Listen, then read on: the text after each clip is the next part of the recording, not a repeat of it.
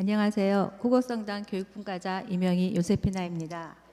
지금부터 23년도 대림 특강을 시작하겠습니다. 시작 기도로 주님의 기도를 함께 바치겠습니다. 성부와 성자와 성령의 이름으로 아멘.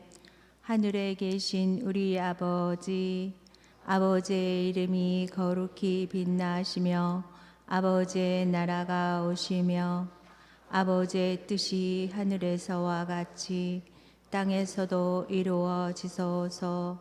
오늘 저희에게 일용할 양식을 주시고 저희에게 잘못한 일을 저희가 용서하오니 저희 죄를 용서하시고 저희를 유혹에 빠지지 않게 하시고 악에서 구하소서.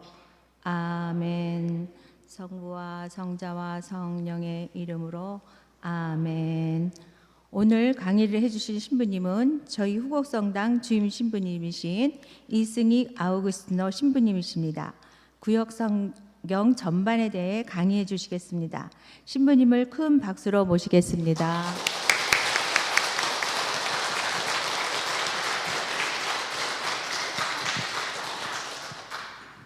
네. 이 구약 성경 입문 들어가기 전에 먼저 성경을 읽기 전에 드리는 기도 한번 읽으시겠습니다. 말씀은 바로 내 곁에 있고 내 입에 있고 내 마음에 있다.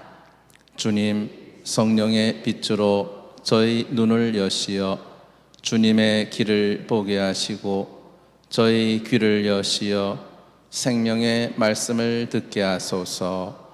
아멘. 네. 지난 봄에 우리 이 구약 성경 입문 첫 시간을 했습니다. 그렇죠? 이 궁금하신 분은 우리 유튜브 후곡성당 채널 찾아서 한번 보시기 바랍니다. 그때는 이제 피정한다고 해서 1부, 2부 해서 한번 했습니다. 그래서 그때 이스라엘의 역사, 구약 성경 입문 첫 번째 시간을 했습니다. 그러고 나서는 안 하려고 했어요.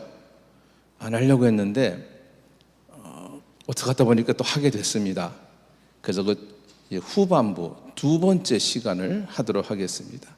그때 구약 이 입문 과정은 한 3번에 걸쳐서 하면 좋다는 말씀을 드렸었습니다. 근데 사정상 2번으로 이게 줄여서 하도록 하겠습니다. 혹시 더 시간이 된다면은 신약 성경 입문까지 하면 참 좋겠는데 그건 여러분들이 또 다른 경로로 하실 수 있을 것 같습니다. 첫 시간에 말씀드린 내용입니다.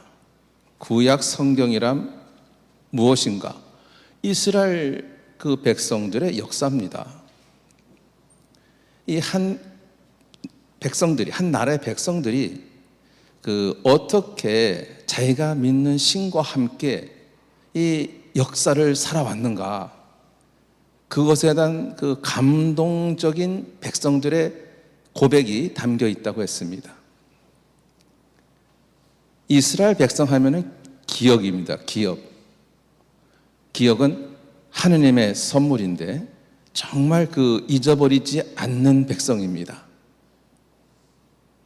과거의 경험을 바탕으로 해서 현재를 살고 또 미래를 설계합니다. 기억이 없으면 이렇게 못 삽니다. 그냥 현실에서 대충 살아가게 됩니다. 과거에 뭐가 있었는지 전혀 관심이 없습니다. 미래? 내 알 바 아닙니다. 확실치 않으니까. 그냥 현재에서 그럭저럭 살아가는 것이지요. 그런데 이스라엘 백성들은 자기네 역사 안에 함께한 신이 있다라고 굳게 믿는 것입니다. 우리 스스로 잘나서 이렇게 살아온 것이 아니고 우리를 이끄시는 신께서 계시다. 그분은 야훼시고 그 하느님 야훼께서 우리 백성을 어떻게 이끌어 주셨는가, 그 파란만장한 그런 사건들 속에서 함께 하시는 하느님, 그것을 꾸준히 기억해온 민족입니다. 이들의 백성이 현재까지도 그렇게 잘 뭉쳐서 사는 것은 공통의 체험이 있기 때문입니다. 여러분들도 친한 사람들하고 친한 이유가 뭡니까? 즐거웠던 한때가 같이 있었고 힘들고 어려울 때 서로 의지하면서 그 고난을 함께 겪어오고 이겨냈기 때문에 친한 거지요. 그런 거 없이 친한 사람 있어요? 그냥 아는 사람이지요. 친한 사람은 아닙니다. 그냥 아는 사람이지. 어떤 사건 속에서 뭔가 공통의 체험이 있다면 더 끈끈해질 것입니다. 그래서 우리가 어떤 백성이냐, 그 자의식이 생기게 되고 그것은 함께 겪은 사건 속에서 생겨납니다.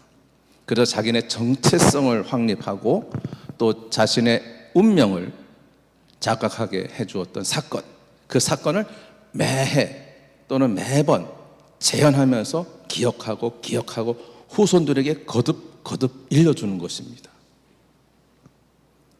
그들의 역사의식을 보통 우린 유다이즘이라고 합니다. 유다주의라는 말이지요.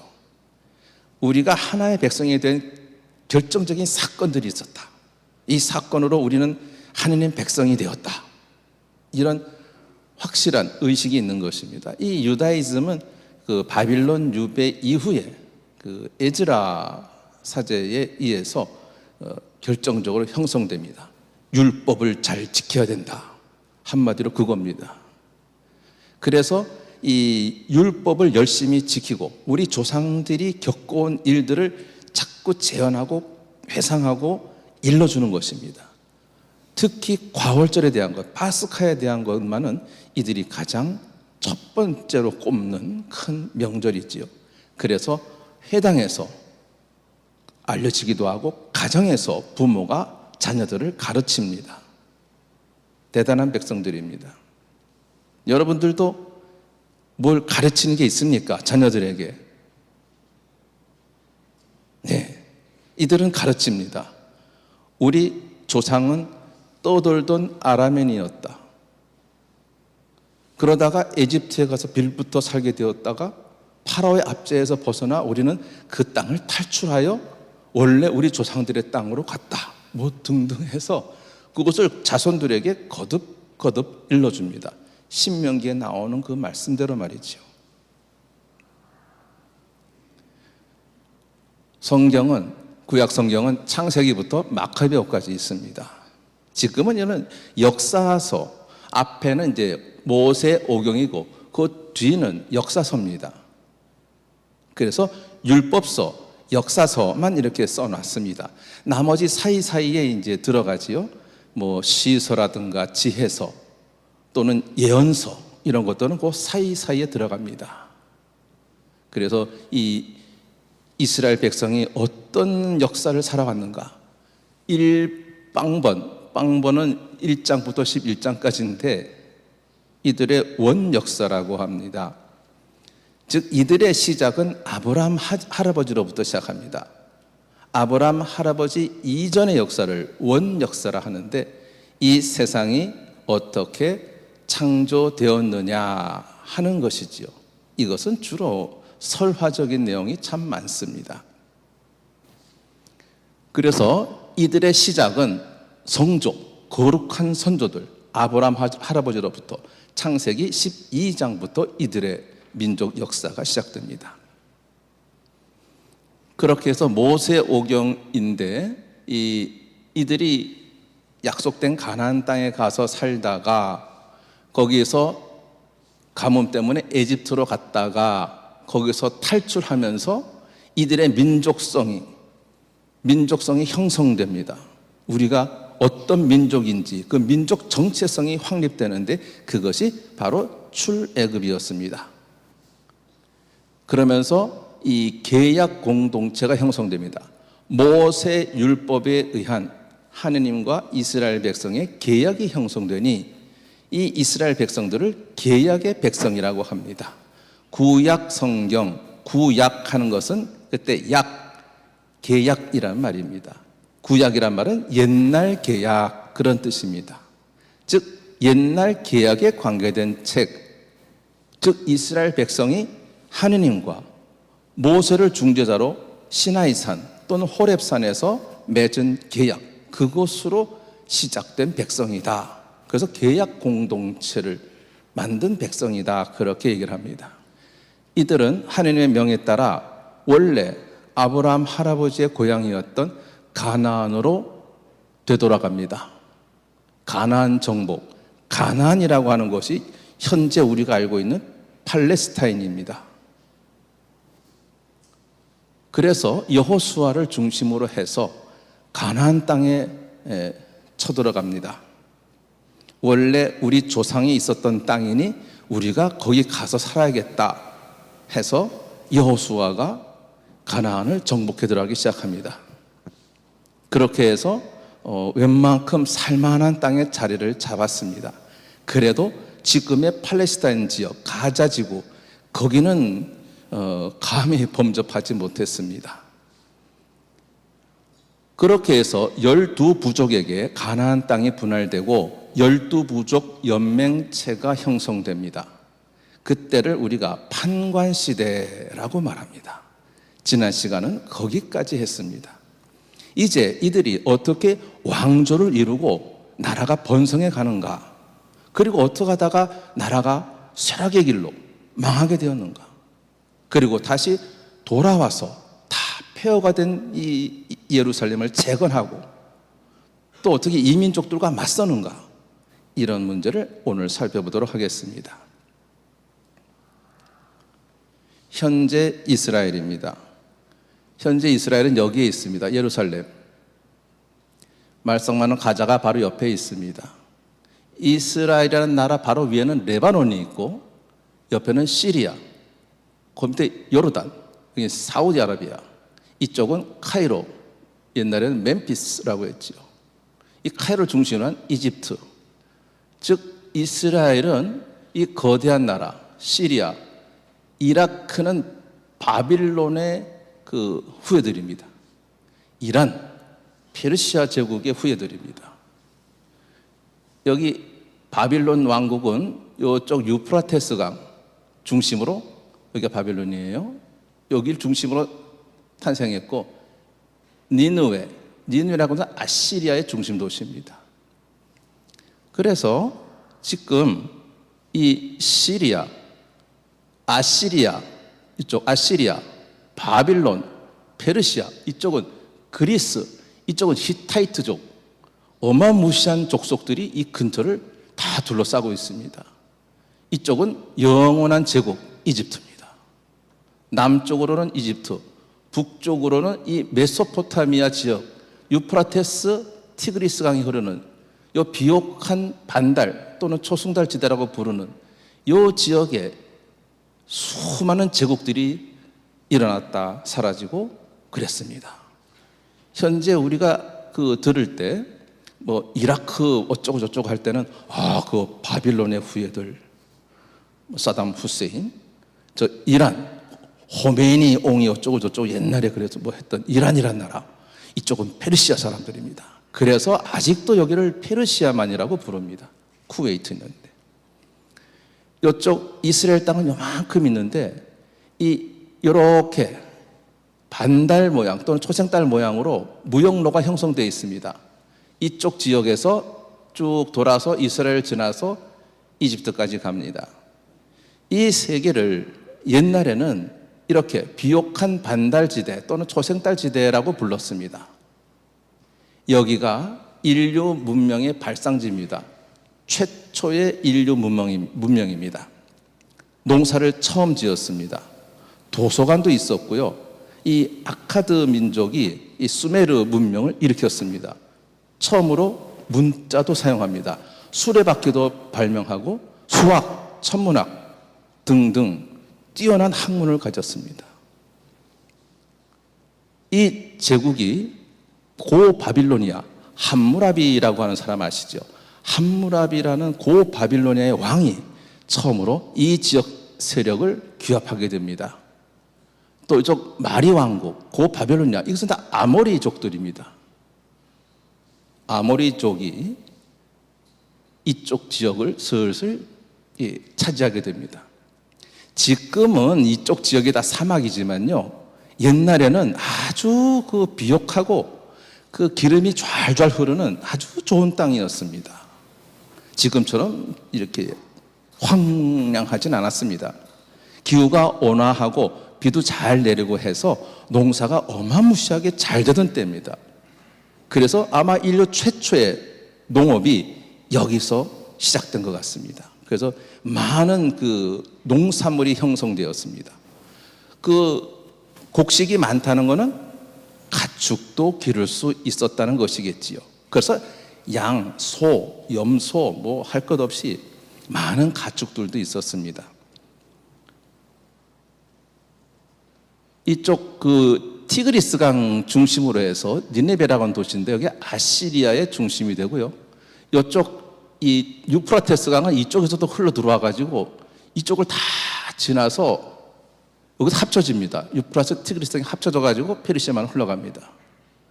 뭐 이쪽으로 뭐 하나 지나가고 이쪽으로 둘, 여기로 또 하나 지나가는데 자그마한 강들이고 커다란 강은 이렇게 대륙을 휘휘 돌아서 페르시아만으로 흘러갑니다. 문명이 발상한 지역입니다. 아브라함 할아버지가 살던 데는 여기입니다. 예전에는 갈대아 우르라고 했죠. 근데 요즘 뭐 성경이 그 다 명칭이 다 뒤바뀌어 가지고 옛날엔 갈대아 우르, 그런데 요즘은 칼데아라고 발음을 합니다. 이 칼데아 우르에 살던 이 아브라함 할아버지가 하느님의 명을 받들고 떠났습니다.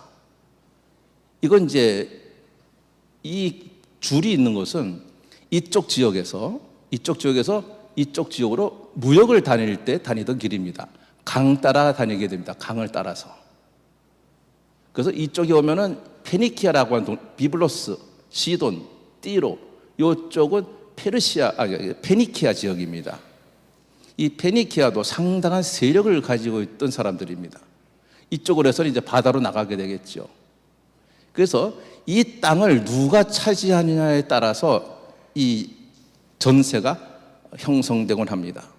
가장 먼저 자리 잡은 것은 고바빌로니아 세계, 그 뒤를 이어서 이 아시리아, 바빌론, 페르시아, 그리스, 로마, 이렇게 해서 제국이 흘러갑니다. 누구나 다 여기를 차지하기 위해서 그렇게 싸웠던 것입니다. 이쪽은 이집트인데 워낙 그 강대한 나라다 보니까 잘 건드리는 사람들은 없었습니다만 가끔 여기 있던 사람들이 여기 뭐가 있나 하고 쳐들어오기도 했습니다. 비교적 좀 괜찮았죠. 그래도 요건 길목에 있습니다. 저 밑에 이집트를 치려면은 여길 지나가야 돼요. 어딜 지나가야 되냐? 시리아 지나야 되고 이스라엘, 유다 여길 지나가야만 여기를 갈 수 있습니다. 그러니 요 가운데 낀 나라들은 참 힘든 세상을 살 수밖에 없었습니다. 이리 치우고 저리 치우고, 우리 떼놈들 쳐들어오고 외놈들 쳐들어오고 똑같습니다.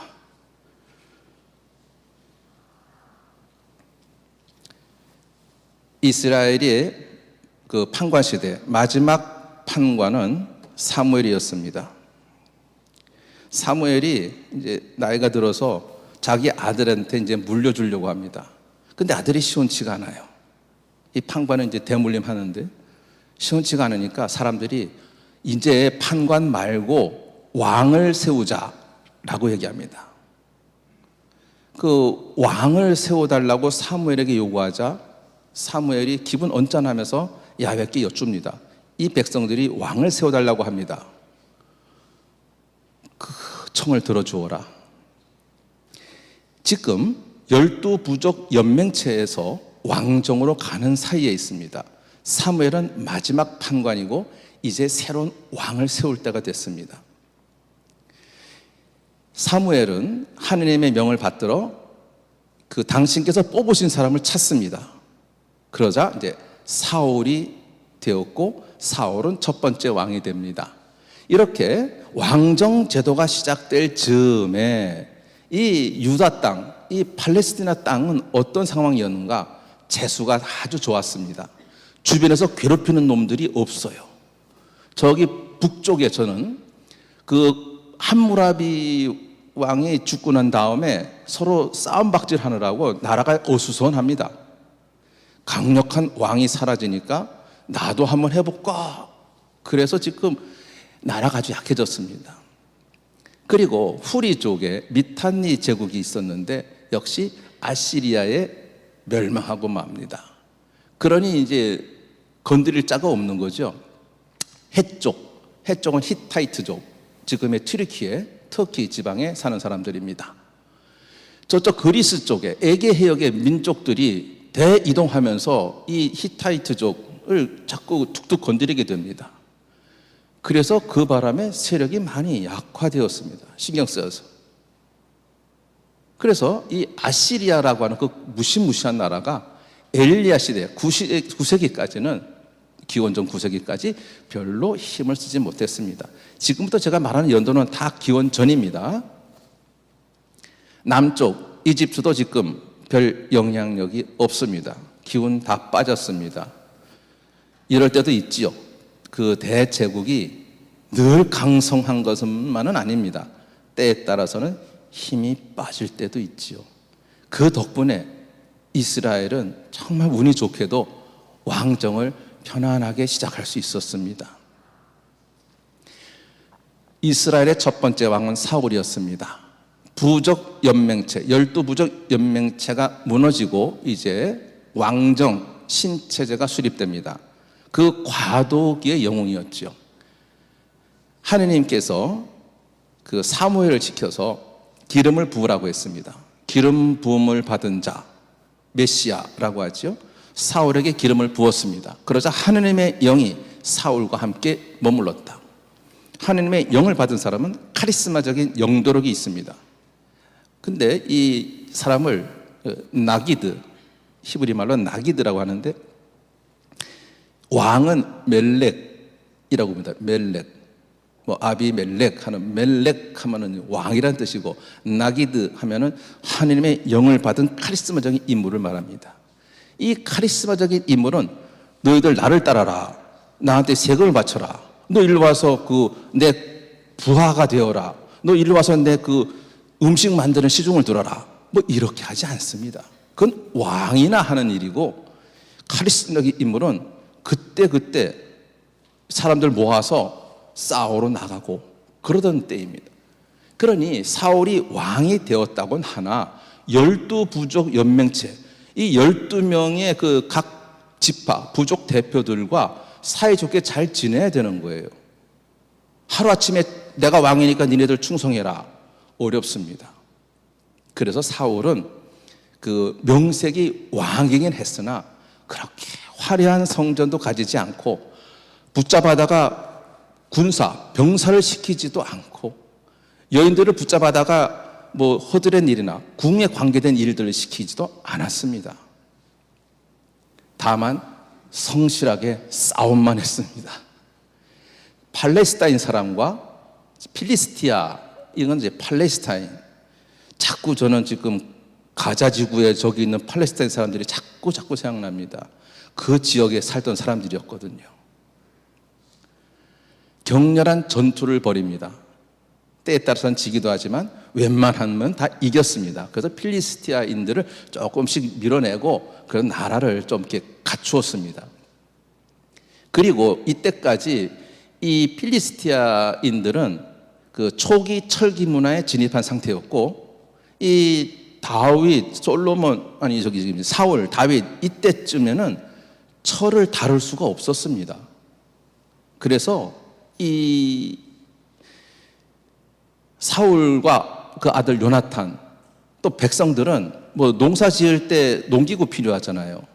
이게 다 철로 되어 있는 건데 만들지 못해서 저 필리스티아인들한테 가가지고 좀 이걸 낫을 벼려달라, 또 새로 사거나 무뎌지면 가서 좀 벼려달라, 그렇게 부탁하면서 살았습니다. 전쟁이라고 하지만 맨날 싸우나요? 또 전쟁이 없을 때는 또 서로 왔다 갔다 합니다. 전쟁이라고 금고 놓고 안 가는 거 아니지요? 그래서 전쟁이 없을 때는 쓱 가가지고 이게 무기도 좀 이게 갈고, 근데 무기는 잘 안 줬지요. 그래서 이 성경에 보면은 사울과 요나탄만 칼을 차고 있었다.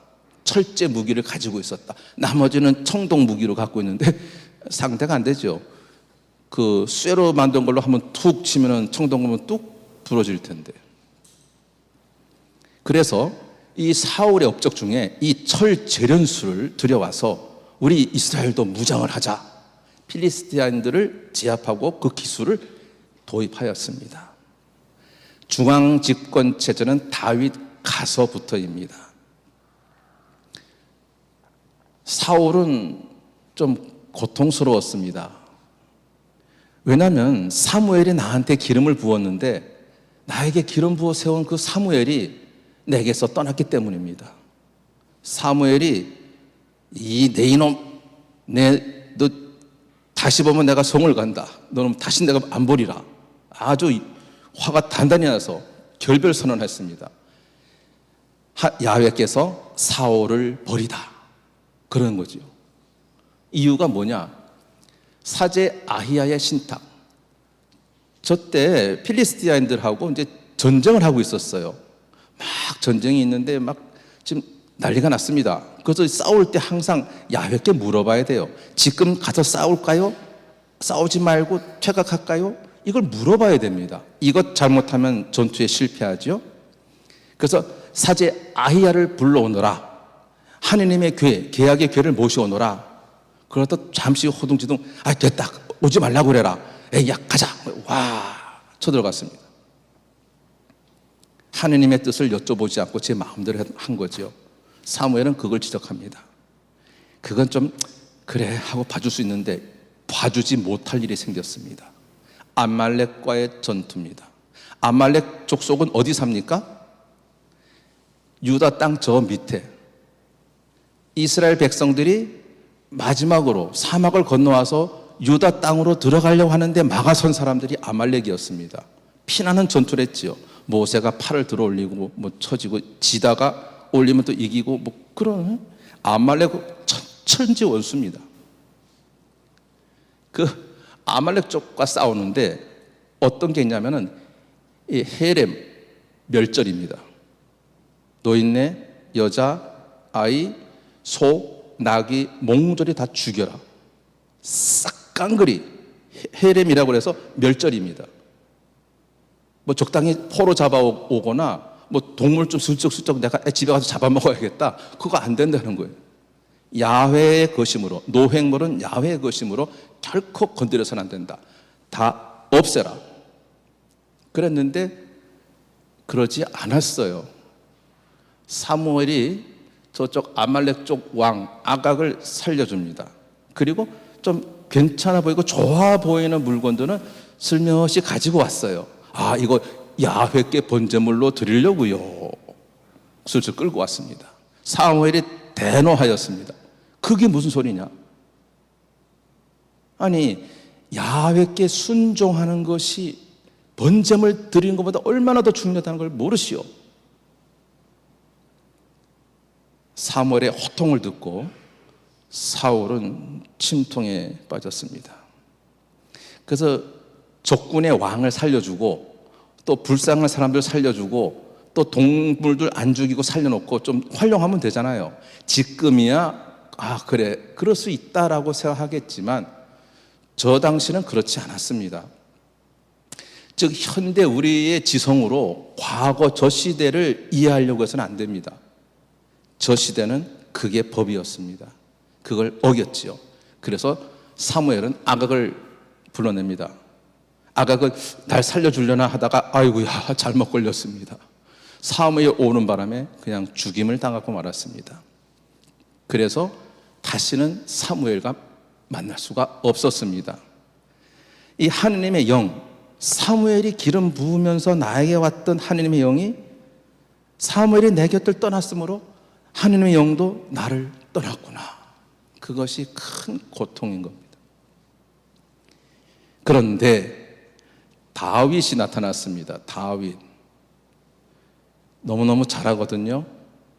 너무너무 잘하니까 미운 거예요. 부하 장수가 잘하면 기분 좋아야 되지 않습니까? 근데 왠지 기분이 나빠. 미워. 다윗은 항상 나가기만 하면 이기는 거예요.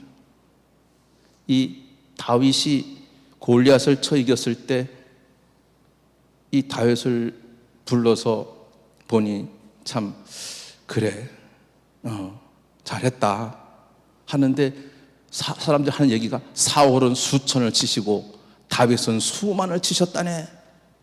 이러니 나보다 더 인기가 좋은 거예요. 나보다 인기가 좋으면 안 되잖아. 해치워야겠다. 암울한 기분도 들고 질투도 나고, 질투는 곧 분노심이 일어나죠. 이제 충심까지도 의심합니다. 너 다윗 편이지? 내 편이야? 너 지랄에 다윗하고 시시덕거리더라? 너 잘해라? 응? 그런 거지요. 놉의 사제 아히멜렉, 다윗이 좀 신세를 졌습니다. 놉의 사제에게 좀 신세를 지고 힘도 좀 배고파서 먹을 것도 좀 얻어먹고 이렇게 힘을 차리고 참 도움을 많이 받았습니다. 나중에 사울이 와서 놉의 사제들에게 너 다윗에게 왜 그렇게 잘 대해줬냐? 아니, 임금님의 부마이지 않습니까? 사울의 딸과 혼인했거든요. 다윗이 머리가 좋습니다. 사울의 딸과 혼인했어요. 그리고 그 아들 요나탄 굉장히 친하게 지냈습니다. 뛰어난 술수입니다. 글쎄요, 성경에 그렇게 안 써 있습니다. 다윗을 찬양하는 사람들이 쓴 왕조실록이기 때문에 좋게 써놨지요. 좀 안 좋게 얘기하면은 아주 약삭 빠른 거예요. 머리가 잘 돌아가고 아주 정치적인 계산이 대단한 사람입니다. 그래서 놉의 사제들을 다 학살합니다. 아니, 부마께서 오셨는데 그럼 저희가 대접을 해야 되지 않습니까? 시끄럽다. 너도 다윗과 한패구나. 다 죽여라. 샥. 끝내는 다윗까지 죽이려고 합니다. 다윗은 아주 이상적인 왕이었습니다. 사울은 열심히 잘 싸웠으나 좀 인생이 우울했어요. 좀 인기가 있어야 되는데 인기가 없는 거야. 다윗만 인기가 있는 거고. 그러니까 약간 미치는 거죠. 다윗은 이상적인 왕이다. 이걸 여기 있는 거 다윗 왕조를 찬양하는 왕조실록입니다. 다윗에 대해서 좋게 썼을 거예요. 그렇죠? 가끔은 안 좋은 것도 써놨긴 했습니다만은 12세기에 들어오면서 비옥한 반달지대에 또는 초승달지대에 철기 시대가 시작됩니다.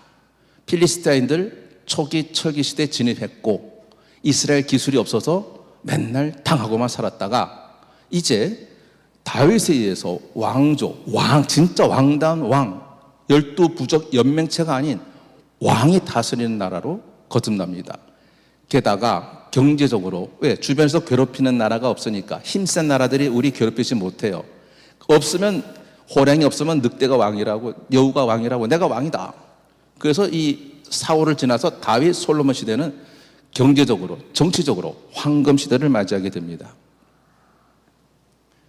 이제 새 시대가 열리게 되었습니다. 12부족 연맹체가 해체되고 중앙 집권적인 절대 왕정 군주 제도가 시작됩니다. 사무엘이 죽고 사울도 전사하고 그 아들 요나탄도 전사합니다. 그리고 이 필리스티아인들이 이렇게 만들었거든요. 그래서 필리스티아인들이 여세를 몰아서 해치웠으면 아마 이스라엘 운명이 어떻게 되었을지 모르겠는데 하여튼 필리스티아인들이 끝까지 정복하려고 하지 않고 뭐 사울 죽었으면 됐다 그 정도였습니다. 그래서 다윗은 흩어진 군사를 재정비해서 길보아산에서 전투를 하여 승리를 거둡니다. 그래서 필리스티인들을 몰아내고 뭐 그 전에 좀 복잡한 내용이 있는데 사울이 죽을 때에 사실 이 다윗은 남쪽으로 피난가 있었습니다. 사울이 죽이겠다고 그랬지 않았습니까? 사울의 근거지는 북쪽에 있었습니다. 북쪽에 사울의 근거지가 있고 다윗을 괴롭히니 다윗은 남쪽으로 도망갈 수밖에요. 남쪽 해안가에 필리스틴이 있습니다. 그리고 이쪽은 암몬, 에돔이 있습니다. 그 돈 밑으로는 아말렉 쪽이 살고요. 그러니 이 필리스티아인들에게 망명합니다. 어제까지 적군이었는데 망명 왔어요. 그 망명 왔으면 그 귀순 용사, 북에서 뭐 귀순한 용사 죽이지 않잖아요. 융숭하게 대접해 주죠. 또 정보도 얻을 겸 등등등. 또 선전용도 있고 그래서 다윗을 받아줍니다. 심지어는 헤브론의 왕으로 임명하기까지도 합니다. 즉 필리스틴의 그 봉신으로 한 7년 반 정도 이렇게 헤브론의 왕으로 이렇게 활약하기도 합니다. 그런데 이제 필리스틴하고 사울하고 전투가 벌어지는데 다윗이 나도 가서 힘을 돕겠어 했더니 이 필리스틴들이 야 그들 니네들은 동족이잖아 너 빠져. 그래서 빠졌어요. 그래서 사울이 죽었고 그래서 안 되겠다. 그래서 올라와서 사울과 요나탄의 장사를 지내고 이제는 필리스틴들하고 싸우는 겁니다. 왜? 사울이 없어졌으니까 이 남쪽 왕국을 차지하고 그렇죠? 위협적인 존재가 없어졌지 않습니까? 북쪽도 한번 이 기회에 도모해야겠다. 요나탄도 없으니까 의리를 지켜야 되는 요나탄이 없으니까 그가 왕이 되면 참 곤란한데 없으니까 북쪽도 하면 거시기 해보자 생각하고 있던 차에 지금 길보아산에서 전투를 이끌면서 물리치게 됩니다. 그래서 이제 중앙집권화의 서막을 알리게 되었습니다. 예전처럼 한 사람이 나서서 하는 게 아니고 이제 조직적으로 하는 거예요. 그야말로 군대를 뽑고 세금을 매기고 궁을 짓고 사람을 불러 모아서 궁에서 일을 시킵니다. 사무엘이 얘기했던 것 그대로입니다. 너희 아들들을 데려다가 군인 만들고 너희 딸들을 데려다가 요리를 시킬 것이다. 왕정 제도가 실시되면 그렇게 되었습니다. 사울 집안은 북쪽 중심으로 사울의 아들은 이스보셋인데 이스바알이었습니다. 그렇죠? 옛날 성경 보시면 이스바알이라고 나올 거예요. 그런데 이게 원문에는 이스보셋, 이 보셋 하면은 뭐 좀 안 좋은 거 욕하는 거 비슷해요. 그 왜 영어 있잖아요. 버시. 그 이씨 멍청한 이 빙신같이. 그래서 발음은 비슷한데 이스보셋이 왕이 됩니다. 사울의 아들인데 요나탄만큼 그렇게 용맹하지 못하고 뭐 그럭저럭 그래요. 남쪽은 이제 다윗이 필리스테에 망명해서 남쪽 헤브론의 왕이 되며 지금의 남부 유다 지역 정도를 이제 자기가 가지고 있는 상황입니다. 결국은 싸움이 납니다. 사울은 죽고 요나탄도 없지만 사울 집안과 다윗 집안, 북쪽과 남쪽이 싸우게 됩니다. 그러니 사울 쪽에서는 야, 너 왜 그래? 우리 사울 집안이 이 왕이 돼야지. 너 뭐야? 글쎄, 누가 센지 한번 해보자.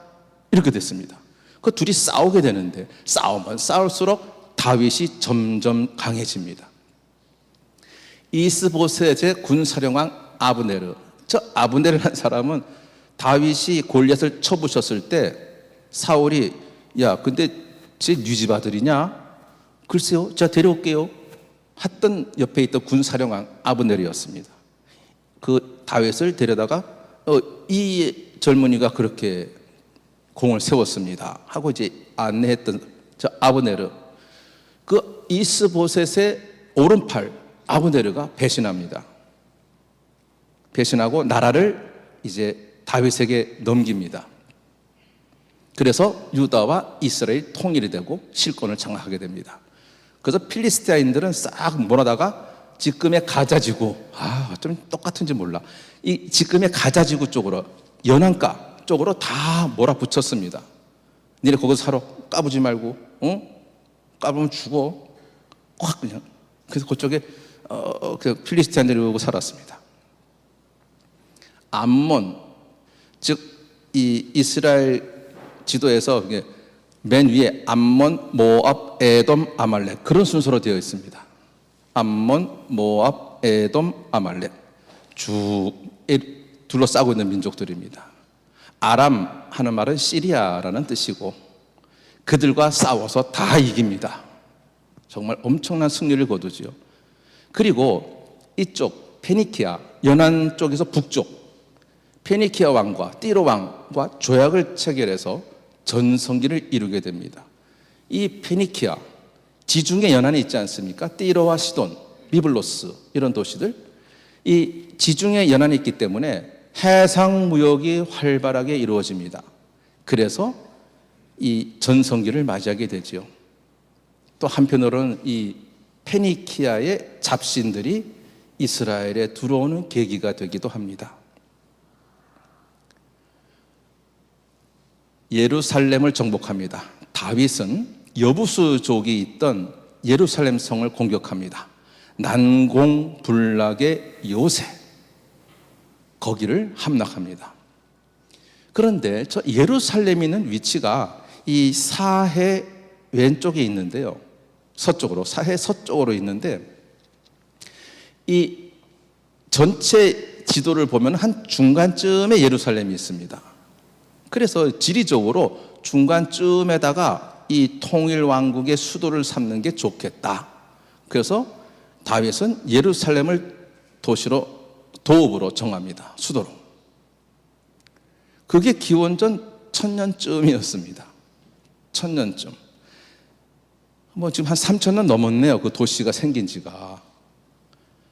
그렇게 해서 그 왕실의 권위와 위엄을 찾고 또 에집트를 많이 보고 거기 그 행정체제라든가 관리체제 이런 것들을 다 보고 배워서 신하들도 임명하고 관리들, 그래서 이스라엘 사회에 어떤 큰 변화가 일어납니다. 부족 연맹체는 부족장, 지파 그 장이 원로 어르신 혼자서 이래라 저래라 그런 시절에서 이제는 이 왕궁에 있는 고급 관리들의 말을 들어야 되는 시절로 변한 것이에요. 이것은 뭐다? 우리 부족의 자주성, 자유가 많이 제한된다는 뜻입니다. 종교적으로 안정됩니다. 계약의 궤. 이제 실로에서 전투에 패하고 흐지부지 되어서 궤가 어디 있는지도 모르고 막 찾다가 겨우겨우 찾아가지고 이제 예루살렘으로 모시고 오게 됩니다. 그래서 왕실 성소에 모시고 이제 계약의 궤가 있으니 야훼께서 우리와 함께 하신다. 이제 우리가 사는 이 도시는 하느님의 도성 시온, 다윗의 도성은 곧 하느님의 도성이 되고 이 다윗의 왕권은 하느님께서 주신 것이므로 대대로 이어지리라. 뭐 그런 겁니다. 그래서 이 다윗 가문과 하느님께서 계약을 맺으셨다. 이렇게 해서 왕실 신학이 등장하게 됩니다. 다윗의 후손이 대대로 왕이 될 거라는 것이요. 지금 다윗은 남쪽 사람입니다. 이제 뒤에 가면 이제 또 나옵니다만, 예, 이 다윗도 잘못한 게 있었습니다. 첫 번째 호구조사. 여러분들 나라에서 인구조사 하잖아요. 그거 왜 그럴까요? 야, 우리나라 사람 몇 명인지 궁금해. 그거 한번 알아보자. 그래서 하겠어요? 세금 안 내는 놈을 색출하자. 그거예요. 세금 매기려고 우리 수를 세는 겁니다. 그래서 징집, 군대 갈 사람들 불러 모으고 세금 낼 사람들, 그리고 그 뭘 지을 때 도로 하여튼 뭐 그 공사할 때 부역할 사람들 몇 살부터 몇 살까지 그 부역시키려고 인구 조사를 하는 것입니다. 결국 이제 니네는 부족끼리 사는 게 아니야. 왕에게 충성해야 돼. 당연히 민중들은 저항했습니다. 그리고 야훼의 분노가 나오니 예언자 가드가 왔습니다. 야훼께서 하지 말라는 짓을 하셨군요. 그래서 선택권을 줍니다. 이 중에 하나 선택하세요. 어떤 벌 받을지. 그랬더니 다윗이 그러면 뭐 흑사병이요. 알았다. 흑사병이 콱 내려가지고 뭐 몇만 명이 죽었다. 뭐 그렇게 기록이. 백성들이 마냥 왕을 좋아한 것만은 아닙니다. 사무엘의 걱정대로 반항하기 시작하지요. 민중 봉기가 곳곳에서 일어나곤 합니다. 바세바 사건 아시죠? 지금 마누라가 둘이 있어요. 원래 마누라 있고요. 사울의 딸 미칼도 있고요. 둘이었고요. 지금은 자기 가장 아끼는 용맹한 장군 우리야, 그 아내까지 넘보게 되었습니다. 그 얘기는 다 아시니까 넘어가겠습니다. 그리고 우리아가 죽고 나탄이 얘기를 하고, 야 참 다윗 왕가에서는 이거 좀 지웠으면 좋겠다 싶은 대목일 겁니다. 압살롬은 큰아들입니다. 큰아들이 아빠의 왕위를 넘봅니다. 물론 뭐 누이 동생, 그 배다른 또 형제 암몬이 자기 누이 동생을 뭐 어떻게 그 시기에 막 괴롭히고 그래가지고 확 성질 나가지고 암몬 죽여버리고 도망가고, 아이고 압살롬 왕자님 왕이 되셔야지요, 이런 무리들이 또 있어가지고 아버지 시대는 갔습니다, 이제 왕자님의 시대입니다, 저희가 왕으로 모시겠습니다, 뭐 이런 자들도 있고. 어쨌든 압살롬이 반역을 일으켰고 결국은 요압 장군, 그 다윗의 오른팔 요압 장군에 의해서 죽지요. 성전을 지으려 했습니다마는 나탄이 반대해서 못 지었습니다. 목동에서 왕으로 된 사람입니다. 고생 많이 했습니다. 정말 자수성가한 사람입니다. 양치던 목동에서 왕이 되다니요. 그래서 이 사람은 산전수전 다 겪었습니다. 빈틈없는 정치가, 용감한 군 지휘관 나가서 싸웠습니다. 그리고 정치적으로도 참 뛰어나서 왕권을 강화하고 또 성전을 이게 마련해서 계약에게도 모셔오고 백성들의 그 사상적인 중심을 잡았습니다. 그리고 메시아가 다윗의 혈통에서 나리라, 이런 것까지, 메시아 사상까지 일어나게끔 만듭니다. 가장 영화로웠고, 물론 또 왕정 반대하고 옛날 부족 연맹체를 지지한 사람도 있었습니다. 이 두 가지, 계약상 충실한 백성, 이건 보수주의자들의 12부족 연맹체, 계약에 충실한 백성, 그 내용이고, 정치적으로 뭉친, 이건 이제 왕정제도를 말합니다.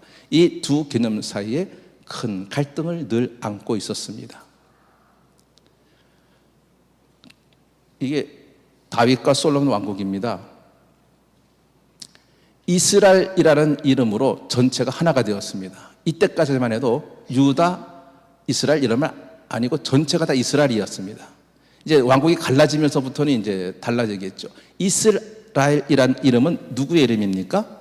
야곱의 이름입니다. 야곱이 여기 어디 갔나? 스켐이라는 도시.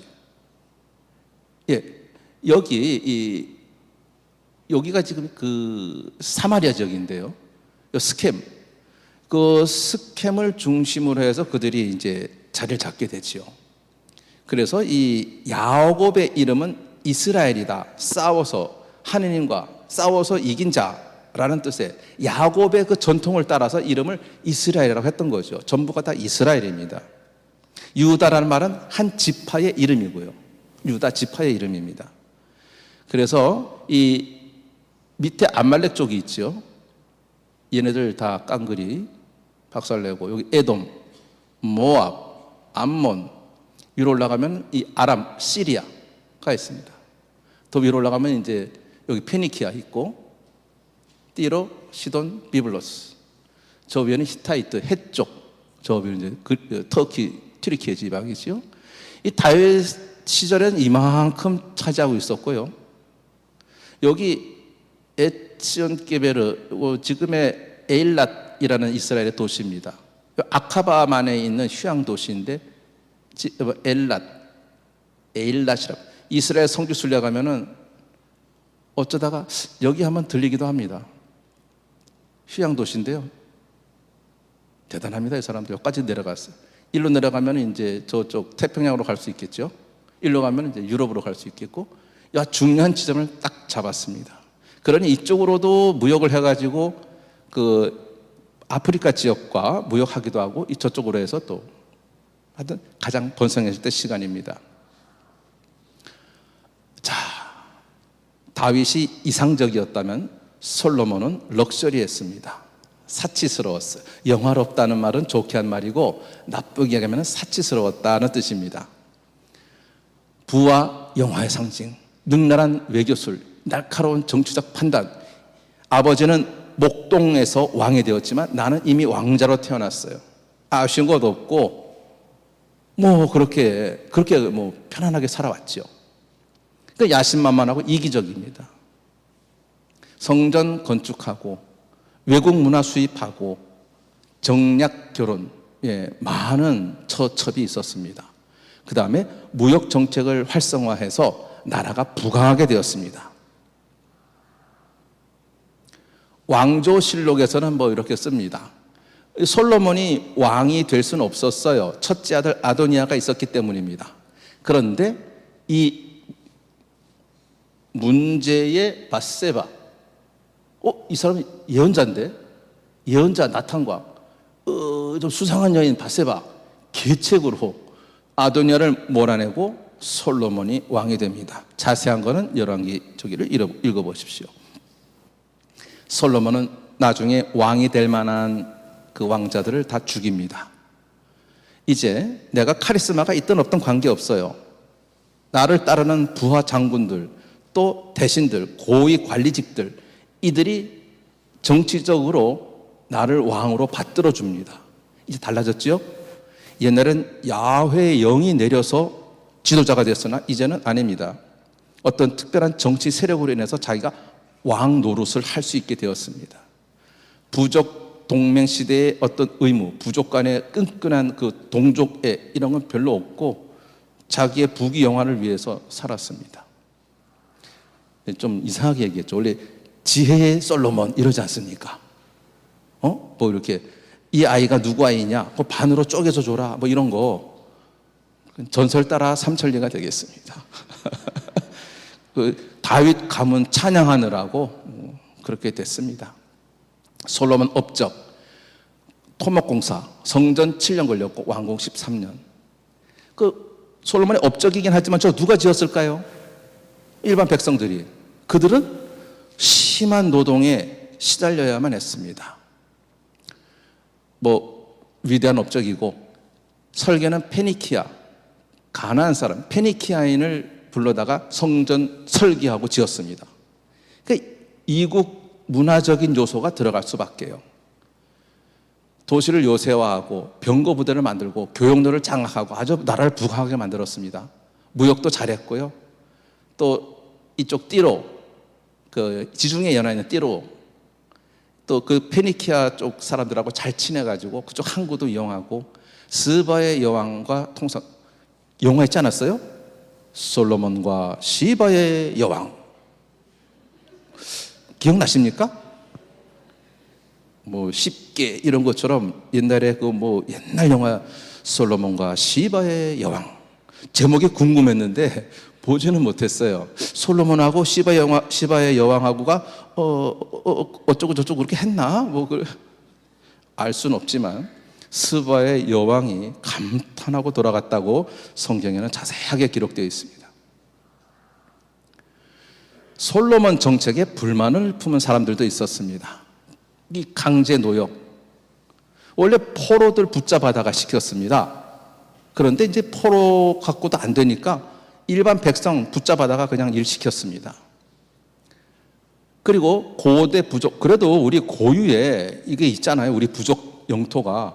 이거 싹 깡그리 무시하고 새롭게 막 이리저리 오려가지고 뭉치지 못하게 했어요. 부족 연맹체가 힘을 쓰면 왕이 괴로우니까 부족 연맹체를 와해시키기 위해서 12군데를 이상하게 잘라가지고 부족성을 없애고 조세구역, 12조세구역으로 나눕니다. 그 경계선을 변경해서 자주성을 말살했죠. 그리고 백성들의 자유를 억압했습니다. 사무엘의 경고대로 왕이 되면 너희 자녀들을 데려다가 그렇게 시킬 것이다. 경고가 그대로 됐습니다. 백성의 울분이 하늘에 치솟았습니다. 야훼께서도 사울을 버리셨습니다. 저 수많은 이방인 여인들이 가지고 들어온 신들, 그런 잡신들이 있었죠. 그래서 북쪽 에프라임 출신의 예로보암 1세지요. 예로보암 1세가 반란을 일으키기 시작합니다. 그리고 실로 사람 아히야라는 예언자가 예로보암을 만나가지고서는 자기 옷을 쩍쩍쩍 찢어가지고 10조각을 주면서 야훼께서 이 나라를 쪼개요. 10조각 당신 줄 것이고 한 조각은 그래도 다윗 왕가는 남아야 되니까 거기 하나 주고 나머지 대부분 10쪽, 북쪽 전체 10쪽은 당신이 왕이 될 것이요. 이렇게 예언을 합니다. 그랬더니 예로보암이 그렇습니까? 알겠소. 주님께서 솔로몬에게 진노하셨다. 정략 결혼을 하다 보니 주변 국가 닥치는 대로 다 그냥 처첩으로 받아들였습니다. 700명의 아내, 300명의 후궁. 저 아저씨 폼나게 살았겠어요. 전 하나도 없는데. 야, 대단합니다. 이방 종교를 허용하고. 근데 이게 절충주의인데요. 바알 종교와 야훼 신앙이 이게 갈등을 일으킬 수밖에요. 근데 이 야훼 이 성전에다가 산당 차리고 이방인들의 신 이렇게 우상 갖다 놓고 그러니 말이 되겠습니까? 신앙과 문화, 야훼와 이방신, 그리고 빈부격차. 나라가 부강하면 할수록 빈부격차는 더 납니다. 이 고위 관리직에 있는 사람들이 더 많이 가지게 돼 있거든요. 일반 백성은 그저 먹고 사는데 급급합니다. 그래서 점점 나라를 부강하기 위해서 교육을 확대합니다. 여기에 예언자들은 항상 책망을 하지요. 나라 꼴이 그쯤 되다 보니 이제 왕국의 분열 조짐이 보입니다. 솔로몬이 죽고 나자 슬슬 시작들 합니다. 남쪽에 르하보암이 왕으로 선출됩니다. 그래서 북쪽 이스라엘에 가가지고 내가 왕이다, 알았지? 그랬더니 북쪽에 있던 예로보암 1세가 그래 왕으로 모시겠습니다. 대신 세금이 너무 과중하니 부역도 많고 이렇게 무거운 멍에를 좀 벗겨주십시오. 이렇게 얘기했더니 르하보암이 알았소가 아니고 우리 부왕은 가죽 채찍으로 다스렸으나 나는 갈고리 채찍으로 다스릴 것이요. 그래서 이 스켐에서 모여서 르하보암에게 잘 보이려고 했으나 오라 그게 아니네. 더 하겠다고 그러네. 이러다가 우리 다 죽겠다. 죽을 바에는 있고 한번 들이받자 같았습니다. 한편 남쪽 르하보암 이 왕은 이집트를 경계해야 되기 때문에 그 북쪽에 과히 신경 쓰기가 힘들었습니다. 그 사이에 예로보암은 자기 왕국을 강화하게 됩니다. 베텔과 단에 예루살렘에만 성전인 줄 아느냐? 우리도 있다. 그래서 저 남쪽 끄트머리 경계에 있는 베텔과 북쪽 경계에 있는 단, 거기에 성소를 짓고 이 우상을 갖다 놓게 됩니다. BC 922년 북쪽 왕으로 예로보암 1세가 추대됩니다. 남쪽에서는 그냥 멀거니 눈 뜨고 보고 있습니다. 결국 나라가 둘로 나뉘게 됩니다. 유다 놈들은 다윗 왕에 충성했지, 우리는 유다가 아니야. 우리는 야곱의 그 이름을 딴 우리는 이스라엘이다 해서 이제부터는 유다, 이스라엘을 나누어서 설명하게 됩니다. 이때까지는 통칭 다 이스라엘 했는데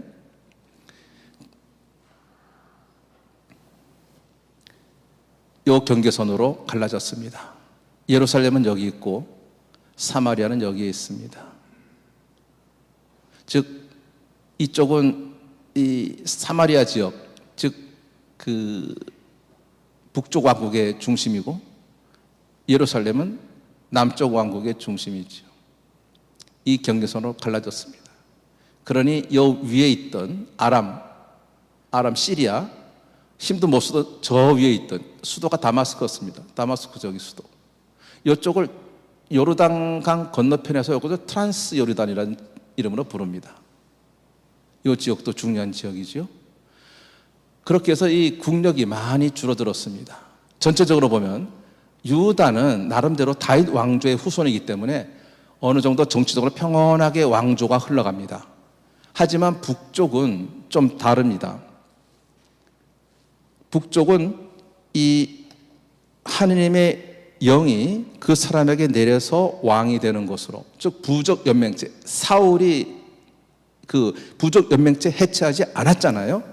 그것은 그만큼 영도자, 영도자라는, 야훼 영을 받은 영도자라는 개념을, 또 계약에 충실한 백성이라는 것을, 모세 율법에 충실하다는 것을 강조하기 위해서 굳이 그렇게 안 했습니다. 그래서 너가 왕이냐? 나도 왕이다 해서 왕권이 자주 교체됩니다. 그래서 북쪽은 피비린내 나는 정권 다툼이 늘 있어 왔고, 남쪽은 그런 대로 좀 평온하게 지나갔습니다. 주변국 정세, 남북으로 나뉘었을 때, 자, 아까 통일 왕국을 이루어가는 과정 중에서는 이 주변국이 힘이 별로 없었잖아요.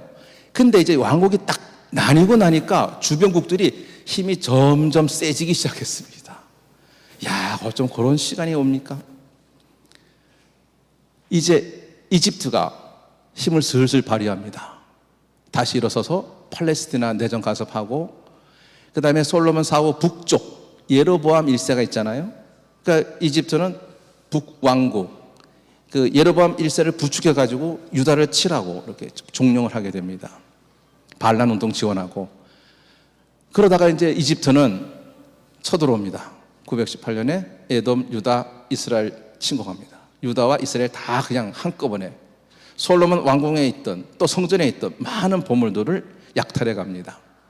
한편 저 북쪽 시리아, 아람, 오랜 기간 숙적, 이스라엘 민족의 숙적은 남쪽으로는 아말렉이요, 북쪽으로는 시리아입니다.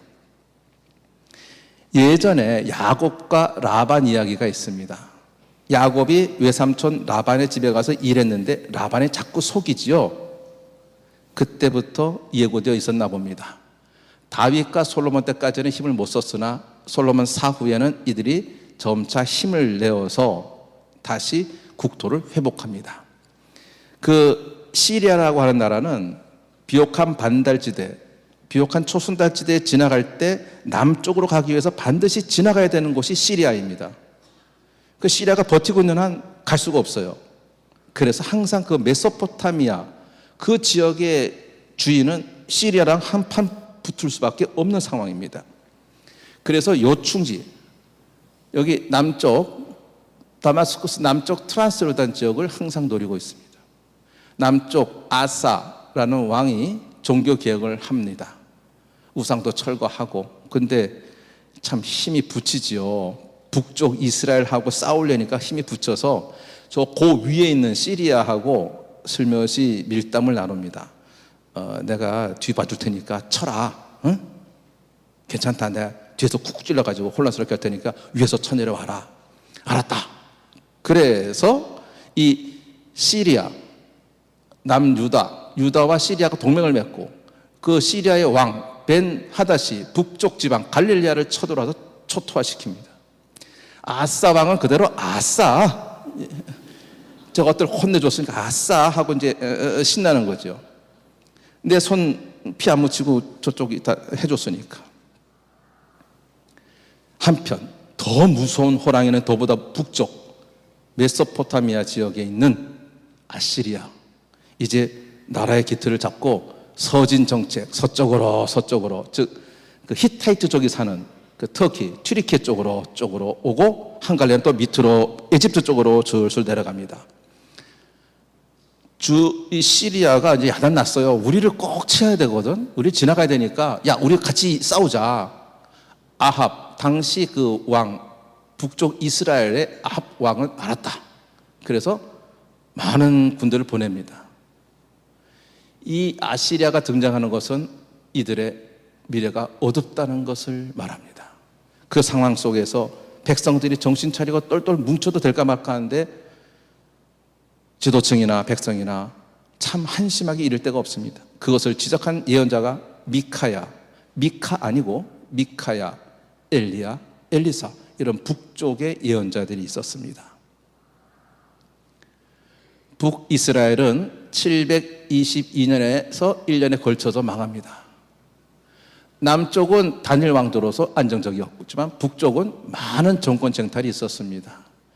남쪽은 야훼께서 이 가문과 맺었기 때문에 이 가문에서 왕이 나는 게 당연했으나, 북쪽은 야훼 영이 한 개인에게 내렸기 때문에 왕조가 아니고 어떤 개인에게, 그래서 정권 쟁탈에도 명분이 섰던 것이죠. 예언자들의 경고가 따릅니다. 불충실한 행에서 벗어나라. 근데 못하는 거 보니 너희들은 벌받을 것이다. 북이스라엘 왕국은 종교적인 면으로 바알 숭배, 각종 우상 숭배가 강했습니다. 이민족들과 접경지대에 있으며 서로 한 번은 이스라엘이 점령하고 한 번은 시리아가 점령하고 한 번은 페니키아가 점령하고 이게 왔다 갔다 하다 보니까 섞이는 거예요. 우리처럼 그냥 딱 산 게 아니고 이쪽 민족, 유럽도 그렇지 않습니까? 이쪽 저쪽 왔다 갔다 하면서 이제 되는데, 그래서 이제 종교가 혼란하게 되었습니다. 혼합되게 되었습니다. 특히 이 금송아지나 황소 이런 건 이제 그 신으로 숭배되었습니다.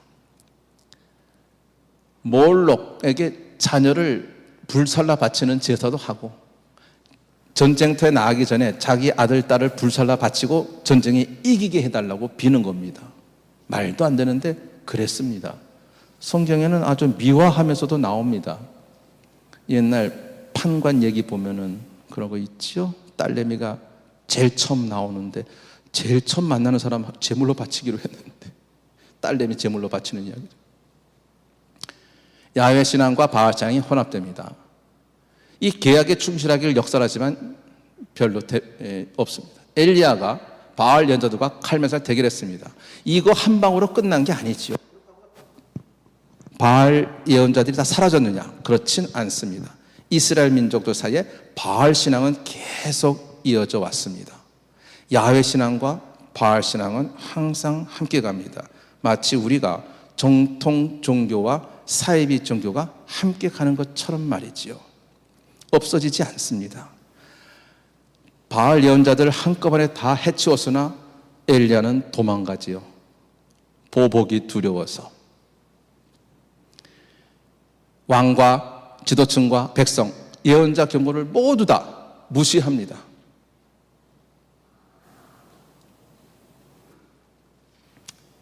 이 오므리라고 하는 사람, 오므리 왕조입니다. 사실 그 북쪽 아시리아에서는 이쪽 팔레스타인 땅을 보면서 그 오므리족들 사는데 오므리 왕가가 다스리던 땅, 그렇게 생각합니다.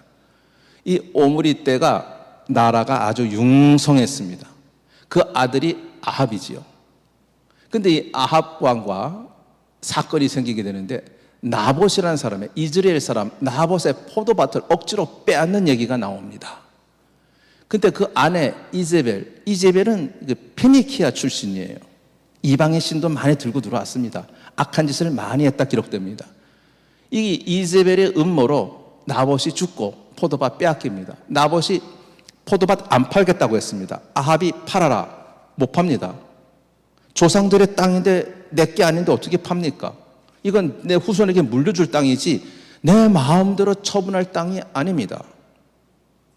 아메리칸 인디언, 백인들이 와서 땅 파시오. 땅을 어떻게 팔 수 있는가? 이것은 이 돼지의 어머니인데 내 소유가 아닌데 내 소유가 아닌 걸 어떻게 판다는 말이요? 백인들은 살려고 했으나 인디언들은 팔 수 없다고 했습니다. 그래서 전쟁이 나서 다 죽였지요. 팔 수 없다고 생각했습니다. 나봇은 내 땅이 아니므로, 조상들의 땅이므로 그 죽었습니다. 음모에 걸려서. 엘리야가 그것을 또 지적하지요. 페니키아에서 온 이제벨 이 여왕 때문에 이 페니키아와 상업 경제가 잘 이루어져, 아주 문화도 많이 들어오고 경제 문화적으로 아주 융성했습니다. 예르보암 2세, 이때가 가장 번성했을 때인데, 남쪽에는 우찌야 왕이 있을 때, 북쪽에 예르보암 2세 때 아주 잘 나가던 때입니다. 이 교역도로도 잡고 대상통로도 장악해서 황금기, 남쪽이나 북쪽이나 한때 황금기를 가지게 되었습니다. 하지만 나라가 부강해질수록 극심한 빈부격차, 그리고 이 부유층은 폭군입니다. 더 많이 가지는 방법을 알고 있기 때문에 백성들은 억압당하고 수탈당하며 살아야만 했습니다.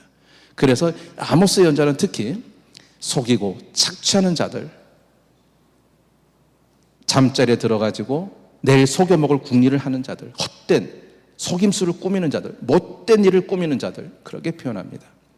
호세아는 이제 불륜의 관계에 대해서, 이 호세아의 부인 고멜, 그 이야기는 이 부인이 바람피고 뭐 매음하고 불륜하고 그런 자기 마누라를 보면서 꼭 어쩜 우리 이스라엘 같으냐, 우리 이스라엘이 이렇게 살지 않느냐, 야훼를 저버리고 신랑을 버리고 이방인들의 신 이렇게 불륜을 저지르며 살지 않느냐, 정신 차려라. 도시 사회에서 자행되고 있던 죄악, 사회적 불의를 비판하고 있습니다. 그러니까 지도층에 대한 고발이 참 강합니다. 가난하고 힘없는 사람들, 인데 이 부유한 상인들, 사치와 탐욕, 정치가들, 부패한 정치가들, 아모스는 아주 엄중하게 얘기를 합니다. 이 상류층 여인들을 바산의 살찐 암소의 비유까지 했습니다. 이 여인들이 너무 탐욕, 남편을 부추겨서 탐욕스럽게 생활했기 때문이다. 법정인 상식과 정의, 법정, 이 상업계층, 지도층, 힘 있는 자들, 그들의 이익만 두둔하고 있는 것이지요. 예나 지금이나 뭐 그게 다른 거 있겠습니까? 사회적 정의를 강조합니다. 정의를 강물처럼 흐르게 하라. 아모스 예언자의 대표적인 말씀이지요. 그리고 아모스는 이 모든 것을 기록으로 우리에게 전해줬습니다. 오므리 왕조에 이어서 예후 왕조가 들어서는데, 이 유다 왕 아하지야를 어떻게 하다가 죽이게 됩니다. 자기를 만나러 오는데 이렇게 해가지고 남쪽 왕을 죽였으니 남쪽에서 가만히 있겠습니까? 남북 동맹이 파괴되고 결국 동족 상전의 비극까지. 그리고 페니키아 바알 숭배자들을 전멸시켰습니다. 아합 왕, 이제벨, 페니키아, 외국 문화, 또 이방인들의 신 다 때려 부셨거든요. 결국 페니키아가 가지고 있던 그런 바알 숭배, 이런 것들 다 그냥 없애버립니다. 당연히 페니키아와 국교가 단절되겠지요. 그러니 이제 우군 하나 잃은 거죠. 페니키아는 이제 떨어져 나갔고, 그 와중에 시리아, 북쪽에 있던 시리아 왕 하자엘이 쳐들어오기 시작합니다. 그리고 마지막 왕이 호세아인데, 이 사람이 잘못된 선택을 합니다. 워낙 우상숭배로 나라가 뒤숭숭한 가운데 결국 아시리아에 바치던 조공을 중단합니다. 이집트 편으로 갑니다. 이집트가 우리를 도와줄 것이라고 생각했죠. 결국 실패하고 살마네세르 5세가 들어옵니다. 사르곤 2세 때 아시리아에 의해서 완전히 북왕국이 멸망하게 됩니다. 네, 아시리아 제국인데요. 아시리아의 수도는 여기 니네베. 그 요나 이야기 나올 때 니네베로 가서 이 아시리아 제국은 상당히 살벌한 정책을 썼습니다. 정복 국가에 가서 무시무시하게 잔악하게 했습니다. 사람 덜덜덜덜 떨면서 다시는 우리 제국에 반항 못하도록 아주 철퇴를 가하는, 웬만하면은 죽여도 곱게 안 죽이는 살벌한 정치를 했어요. 그러니까 많은 원성을 사게 됩니다. 뭐 그냥 이렇게 싹 죽이면은 뭐 죽었나 보다 하는데, 너무 잔인하게 죽이니까 무서운 생각 이면에 두고 보자, 언젠가 복수하리라, 10배로 갚으리라, 주변국에 앙심을 품게 돼서 이 아시리아가 오래가지 못합니다. 여하튼 아주 무시무시한 정책을 썼습니다. 뒤에 나오는 이 바빌론 제국은 이만큼까지는 아니었고, 페르시아는, 그 뒤에 나온 페르시아는 더 관대한 정책을 쓰게 됩니다. 가장 역사상 잔인한 제국이 이 아시리아 제국이었습니다. 이렇게 불쌍한 이 북쪽 사람들이 완전히 패망해가지고 다 끌려갑니다. 끌려가가지고 이쪽 지역은 누가 산다? 이 주변에 있는 사람들에게 살게 한다. 주변 이민족들이 비어있으니까 와서 살게 됩니다. 본국에서도 이주해 오거니와 주변에서 이주해 와서 이 북쪽을 차지하게 됩니다. 남쪽은 좀 살아있어요, 아직은. 북쪽은 엘리야, 엘리사, 미카야, 아모스, 호세아 이런 예언자들이 있었습니다. 남쪽에는 그 유명한 이사야, 미카, 예레미야 이런 예언자가 있었습니다. 북쪽이 시리아 쪽하고 경계선을 맞대고 있어서 또 페니키아도 있고 해서 좀 사건 사고들이 많이 있었습니다. 군사력, 경제력 모두 북쪽이 우세합니다. 남쪽은 그냥 뭐 평온하게 안정적으로 살고 있고요. 북쪽은 정말 파란만장하게 세파를 헤치면서 살아왔습니다. 유다는 저 밑에 있어, 밑에. 유다 산악지대 저 밑에 있는 것이고, 이스라엘은 저 위에, 이 메소포타미아와 이집트가 지나다니는 그 통상역 도로에 있습니다. 길목에 있기 때문에 항상 바람이 심했습니다. 남쪽 유다도 북왕국처럼 사회적 불의가 만연했습니다. 예언자들이 아무리 얘기해도 듣지 않습니다. 귀족들도 마음이 없고요. 우찌야 시대, 위에는 이제 예로보암 2세가 있던데 밑에는 그 시대에 우찌야가 있었습니다. 아주 잘 나갔지요. 네, 뭐 좋은 얘기 다 했습니다. 근데 나중에 나병을 얻어서 그 아들 요담이 대신 정치하게 되는데 북쪽 왕국은 예로보암 2세.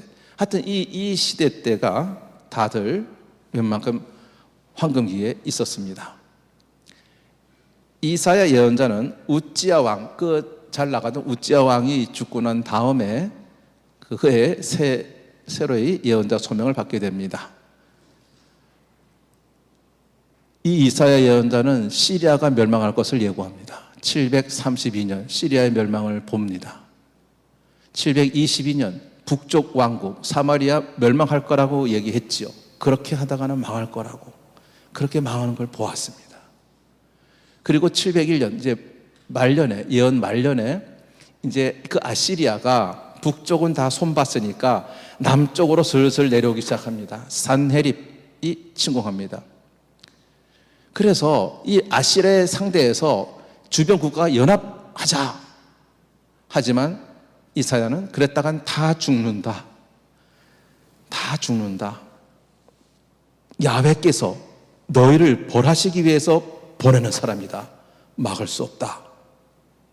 이 생각이에요. 그들은 야훼의 종이다. 야훼께서 시키는 대로 할 뿐이다. 그 자가 스스로 하는 게 아니다. 너희를 벌하시기 위해서 야훼께서 보내셨다. 이사야는 1, 2, 3 이사야로 여기 이제 이사야 시대 얘기고 그 다음에 이제 페르시아 시대고 요건 유배 이후의 시대. 그거를 이사야서가 1장부터 66장까지 있지만 세 부분으로 나누어서 봐야 될 것입니다. 이사야는 도시 출신이고 예루살렘 특권층이 있었으며 다윗 왕조를 특별히 강조합니다. 그래서 메시아라는 말, 기름 부은 자, 이 메시아에 대한 희망을 걸고 있습니다. 이제 요담이 무기력하니까 아시리아가 점점 위협을 가하고 있고 야훼의 날, 이사야 예언자가 얘기하는 야훼의 날, 그건 어둠의 날이고 심판 날입니다. 북왕국의 멸망을 예고하죠. 요담 뒤에서 아하즈가 왕이 되었으나 결국은 역사상 가장 위태로운 시기를 맞이했고 이사야 예언자는 희망을 줍니다. 임마누엘, 너희와 함께하리라. 경이로운 아기가 탄생할 것이고 다윗의 상속자가 될 것이다. 그리고 이제 다 벌받고 죽고 사라지겠지만 의롭고 충실했던 남은 자들, 이 남은 자라는 표현이죠. 남은 자들이 새로이 예루살렘을 건설할 것이다. 물론 멸망도 이야기하지만 희망도 이야기합니다.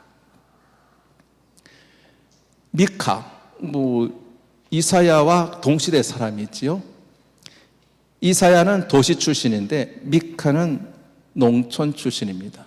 지주들에게 수탈당하는 농부편입니다. 교만, 우상숭배, 또 아시리아가 쳐들어오고 이것은 다 하느님의 심판이다. 북쪽의 그 못된 것들이, 그 못된 행실들이 다 우리 유다에까지 퍼졌구나.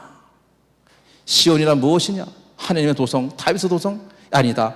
피를 빨아 세운 도시다. 잔인무도한 사회적 불의가 만연하고 있다. 이 잔인무도한 사회적 불의에 대해서 많이 미카 예언서 읽어보셨나요? 한번 읽어보시면은 무섭습니다. 아주. 예, 무서워요. 여기 이제 새로운 통치자, 너 베틀레헴아, 더 이상 작은 고을이 아니다. 미카 5장에 이 메시아 예고가 나옵니다. 히즈키야 시대 715년에 즉위했는데 현명하고 활기찼습니다. 종교 개혁하고 아세라 목상 파괴하고 성전 정화하고 아시리아의 어떤 이교적인 의식을 다 제거하고 실로암목까지 기온샘, 성 밖에 있는 기온샘에서 성안 실로암목까지 수로를 건설해서 바위를 뚫고 수로를 건설해서 성 내에, 도성 내에 물이 늘 공급되도록 했습니다. 그리고 이사야 권고대로 반아시리아 운동에 가담하지 않고 항복합니다. 사내립이 왔을 때 말 듣고 항복합니다. 그래서 이런 공물을 바치고 잘 좀 봐주세요. 앞으로 잘할게요. 더 잘할게요. 사내립은 선물을 받고 퇴각했다. 역시 야훼께서는 우리를 살려주신다. 그렇게 됩니다. 히즈키야 뒤를 이은 므낫세, 최악의 임금, 암흑시대, 이 항상 종교 문제입니다. 성신숭배, 해달별. 그래서 야훼 성전에다가 이 해달별 신을 모시는 제단도 차리고 뭐 그런 짓거리를 했습니다. 예언자 스바냐, 스바냐, 야훼 날이 임박했다. 이런 이 요시야 왕이 하면서 마지막으로 유다가 불씨를 살릴 수 있는 기회가 왔습니다. 망하지 않고 나라가 잘 될 수 있는 기회가 요시야 왕에게 있었으니, 요시야는 예레미야 예언자 시대인데, 예레미야 예언자는 눈물의 예언자. 북쪽에서 재앙이 유다로 쏟아지리라, 벌하리라. 그래서 이 요시야 왕은 성전 수리 중 어떤 사본을 발견하는데 율법책이었습니다. 그래서 그 율법에 따라 계약을 갱신합니다. 예루살렘 성전에서 공적 예배를 하도록, 성전 보수를 했다라고 기록되어 있지만 사실은 성전 정화라고 해야겠습니다. 우상들 세워져 있던 거 다 때려 부시고 새로 다 해야 되니까 그것이 수리였던 것이지요.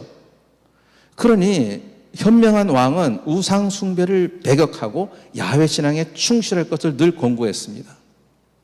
게다가 저 베텔에 있는 성전까지, 그 우상 숭배하던 베텔 성전, 기타 산당 다 파괴했습니다. 아시리아에 대해서 독립선언을 한 거지요. 아시리아가 세워놓은 것들 다 때려 부셨으니까. 뭐 하긴 이때는 아시리아가 힘을 점점 잃고 있을 때이긴 합니다. 파스카 축제를 거행해야 된다 사실은 몰랐습니다. 요시야 왕 이전에 파스카 축제를 잊어버린 거예요. 그걸 잊어버리나? 아니, 그것도 안 잊어버리고 대대로 일러준다며. 이게 늘 그런 건 아니었던 것 같습니다. 이들도 그 가나안의 신, 바알, 또 저쪽 이방인들의 그 잡신들, 그거 참 많이들 좋아했던 모양입니다. 신명기의 개혁이라고 합니다. 요시야의 개혁 내용과 신명기를 보니 일치하는 것들이 많더라 이거예요. 그래서 이 개혁을 신명기의 개혁이라고 합니다. 신명기는 모세의 설교와 율법으로 이루어져 있습니다. 아시리아는 612년 함락됩니다. 신바빌로니아, 통칭 우리가 바빌론이라고 나라가 612년 아시리아를 멸망시킵니다. 정세가 바뀌었죠. 이제 유다가 멸망하는 과정입니다. 바빌론에 들어선 후 이제 멸망하게 됩니다. 아시리아 제국이 멸망하기 직전까지는 요시야가 있었고 또 민족주의적 성향이 강했기 때문에 개혁이 가능했습니다. 요시야가 죽고 나자 그 아들 여호야킴이 등장했는데 잔인하고 이기적이고 탐욕적이었다. 에집트에 조공 바치기 위해서 과도한 세금, 중노동, 억압, 무지한 이들 탄압, 예언자까지 죽이려고 하고 친 이집트 정책을 펴니다. 이게 이제 저 북쪽 지역에서는 어떻겠어요, 기분이? 야, 너 나한테 조공 바쳐야지 왜 거기랑 붙냐? 야, 너 잘 생각해. 응? 어느 쪽에 붙을 거야? 우리한테 붙을 거야? 저쪽에 붙을 거야? 우리는 저 이집트 쪽인데요. 이집트? 그래? 알았어. 예레미야가 경고합니다.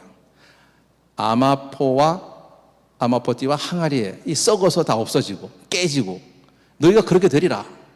야훼께서 하시길 될 일을 묘사했습니다. 아주 불길하지요. 23년 동안 경고해도 백성들은 무시했습니다. 하긴 그렇겠죠. 자, 600년쯤에 바빌론에게 조공을 거부합니다. 지난번도 아시리아한테 조공 거부하다가 혼났는데 저 북쪽도 남쪽도 이제 조공 안 바치겠다. 니들이 뭘 하겠냐. 그랬는데 네부카드네자르, 옛날엔 느부갓네살, 그래, 베르디 오페라, 나부코는 이제 이태리식 발음으로 나부코 뭐뭐뭐 이렇게 나가나 봐요. 베르디 오페라 나부코는 네부카드네자르 왕을 말합니다. 그렇게 해서 이 네부카드네자르가 쳐들어오게 됩니다. 이제 이 사람은 자기가 가기 전에 야야야 니네 뭐 주변에 있는 애들 니네 가가지고 좀 손 좀 봐. 두목이 가기 전에 졸개들 보내가지고 좀 두들겨 놓고 이제 쭉 보수가 나타나지 않습니까? 그 주변 국가들한테 야 군대 출동해가지고 걔네들 좀 한번 좀 혼내줘. 손 좀 봐. 죽이지 말고 내가 갈 때까지 살려놔. 그래서 주변 국가들이 충성 예썰 하고 이제 유다 쳐들어와가지고 막 짓밟아놨습니다. 그러고 나서 네부카드네자르가 쓱 들어와서 유다 지역을 평정하게 되지요. 그때가 598년 1차 유배입니다. 이 여호야킴 아들 여호야킨, 이 여호야킨이 왕이었고 이 여호야킨이 그 어머니와 함께 많은 사람들, 기술자들, 힘센 젊은이들, 예언자 에제키엘까지 붙잡아 갑니다. 1차 때. 요시아의 막내 아들 이름이 다른 이름이었는데 저 바빌론 왕이 그냥 너 이름 치드키야야.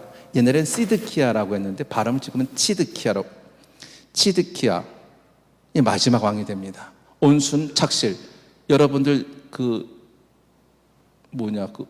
학교 생활기록부 이렇게 써 있지 않나요? 온순 착실. 그 말은 뭐다? 우유부단하다. 과감, 용맹, 결단력이 있다. 그런데 이제 온순 착실은 이런 문제가 생기게 되는 것입니다. 결국 예레미야의 얘기를 많이 듣고 실천하려고 했으나 결단력이 부족하고 우유부단하고 대신들이 전하 아니되옵니다. 그래 알았다. 그렇게 되었습니다. 결국 바빌론과는 헤어지고 우리는 에집트로 가야 됩니다. 글쎄 이때 대신들이 뭘 알고 얘기했는지 모르겠습니다만은 이집트는 그래 우리 바빌론하고 같이 힘을 합쳐 싸우자 했지만 별 도움은 안 됐습니다. 예레미야는 그러지 마라. 바빌론 왕이 잘 돼야 너희도 잘 될 것이다. 그는 주님께서 보내셨다. 그 왕을 섬겨라. 제발 싸우지 말고. 그랬더니 이 반역자 적군에게 항복하라는 소리요? 왜 백성들의 사기를 떨어뜨리는 말을 하시오? 당신 저 첩자 아니요? 예레미야는 많은 박해를 받고 감옥에 갇힙니다. 결국은 심판과 재건, 또 멸망, 또 희망 이런 약속을 하시죠. 뽑고 부수고 하지만 또 세워놓기도 하고 심기도 하시는 야훼 하나님이시다. 결국 바빌론 침공에서 남유다는 587년 완전히 멸망하고 2차 유배가 됩니다. 예레미야를 석방합니다. 아이고 어르신 고생 많으셨습니다. 자유롭게 다니십시오. 필요한 게 있으면 다 말씀하시고요. 저희가 다 도와드리겠습니다. 융숭이 대답합니다. 예레미야는 나는 같이 가지 않겠어. 저희 본국으로 가시면요 저희가 따끈하게 모시겠습니다. 예언자님 저희랑 같이 가시지요. 아니요 난 여기 남겠어. 그런데 주변 사람들이 이집트로 가자고 억지로 끌고 갑니다. 그런데 바빌론으로만 끌려간 것이 아니라 많은 유다인들이 이집트의 여러 도시로, 많은 수는 지금의 알렉산드리아 그쪽으로 또 여러 도시로 많이들 피난 갔습니다. 나라가 없어졌으니 다 뿔뿔이 흩어지게 됩니다. 유배간 사람들은, 바빌론으로 유배간 사람들은 그렇게 혹독하게 살지는 않았고 비교적 안정적인 생활을 했다고 합니다. 바빌론 제국은 이만큼입니다. 나중에 이쪽 페르시아가 오면서 메디아 왕국도 정복하고 이거 다 정복해가지고 이만큼이 다 이 페르시아 제국이 됩니다만은 그 전까지 바빌론 제국은 이만큼. 바빌론 제국의 수도 바빌론은 여기에 있습니다. 거대한 왕국을 이루었습니다. 포로 생활 때는 에제키엘 예언자가 도와줍니다. 남쪽에서 끌려온 사람, 북쪽에서 끌려온 사람 다 만났습니다. 나라 망하고 다시 다 만났는데 또 싸울게요? 그럼 또 싸워야지. 이제는 나라도 없는데 같이 좀 잘해보자. 남북이 손잡고 잘해보자. 뭔 개 같은 소리야? 너희 같은 것 사마리아 너희 것 같은 거 상종을 하나 봐라. 거기 가서도 안 됩니다. 그러던 차에 다시 재침공하여 3차 유배가 있었고 그나마 남은 지도층 인물을 다 끌고 갑니다. 그래도 2차 세계대전 때 게토, 강제 수용소와는 달랐습니다. 자유롭게 이주하고 공동체도 형성하고 또 뭐 자기 기도 생활도 하고 뭐 그렇게 살도록 했습니다. 그 아시리아에 비해서는 훨씬 나아진 것이죠. 아시리아는 무시무시하게 탄압했으나 바빌론은 그래도 밥은 먹여가면서 일시켰습니다. 높은 바빌론 문화 수준에 놀라게 됩니다. 풍요로운 농작물, 번창한 산업, 웅장한 신전, 우리 야훼 신전과는 상대가 안 되는 어마어마한 신전, 특히 바벨탑에 운영이 되는 에테메난키, 이시타르문, 또 공중정원, 혹시 뭐 봤다면 아마 놀랐을 것입니다.